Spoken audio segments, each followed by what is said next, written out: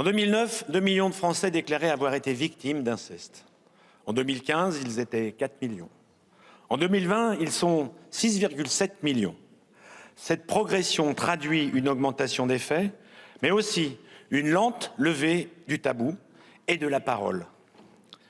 Ces chiffres en disent long sur l'ampleur d'un phénomène que notre droit a longtemps refusé de nommer. Il a longtemps échoué à offrir aux victimes de l'inceste une protection à la hauteur de la gravité de ces crimes. Pendant des décennies, le droit a contourné la réalité, préférant des euphémismes juridiques ou une approche strictement individualisée. Ce retard apparaît d'autant plus clairement lorsqu'on regarde ce qu'il se fait ailleurs. Dans plusieurs pays occidentaux, l'inceste parental a été reconnu plus tôt comme une atteinte spécifique à l'enfant, justifiant des mécanismes de protection immédiats. Or, notre histoire juridique explique en grande partie les dysfonctionnements que cette commission d'enquête entend désormais corriger.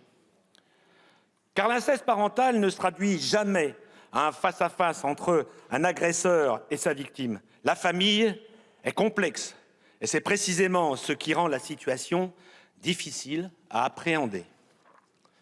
Si cette commission d'enquête vise à renforcer la reconnaissance de la parole du parent protecteur, elle ne peut ignorer la question des complicités silencieuses au sein du cercle familial.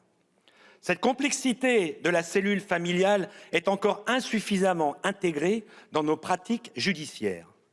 Elle explique aussi pourquoi certains signalements sont minimisés, pourquoi des enquêtes sont classées sans suite, pourquoi des droits de victimes sont maintenus malgré des preuves, et pourquoi enfin des parents protecteurs se retrouvent poursuivis pour non-présentation d'enfants.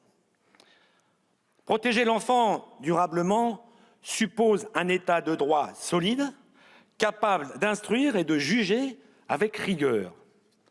Protéger l'enfant, c'est une responsabilité politique majeure qui exige à la fois courage et lucidité. Le groupe UDR prendra sa part dans les travaux à venir avec une exigence claire, que l'enfant soit au centre du système judiciaire.